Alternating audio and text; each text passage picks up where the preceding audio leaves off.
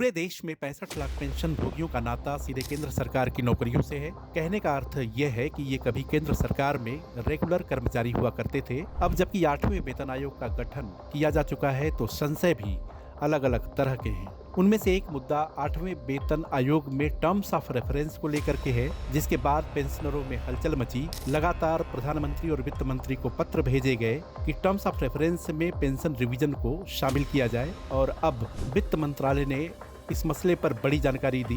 वित्त राज्य मंत्री ने सवालों का जवाब देते हुए कहा कि चाहे पेंशन हो, वेतन हो, भत्ते, ये सब 8वें वेतन आयोग के दायरे में है। इसके साथ ही साथ एक बड़ा मसला था कि बेसिक पे में डीए और डीआर क्या मर्ज होगा। इसको लेकर के कई तरह के सवाल भी थे, लेकिन इस सवाल पर सरकार ने साफ कर दिया है कि डीए को बेसिक में मर्ज नहीं करेंगे, यानी कि कोई प्रस्ताव नहीं है। इसका सबसे बड़ा नुकसान कर्मचारियों को ये हो रहा है कि जब 8वें वेतन आयोग की संस्तुति लागू की जाएगी तो उनको शायद उस तरीके से फायदा ना मिले।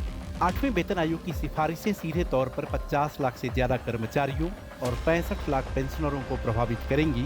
सवाल यह है कि 8वां वेतन आयोग लागू कब होगा।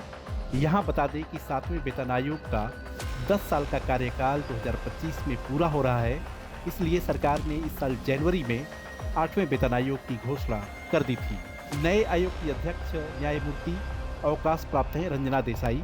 आयोगों को अपनी रिपोर्ट जमा करने में करीब 18 महीने का समय लगेगा, जिसमें नया वेतन ढांचा, बेसिक पे, फिटमेंट फैक्टर, भत्ते और अन्य लाभ, तो कुल मिलाकर 8वें वेतन आयोग पेंशन पर भी सिफारिशें देगा। लेकिन डीए मर्जर की मांग पर सरकार का रुख फिलहाल साफ है कि बदलाव नहीं होगा।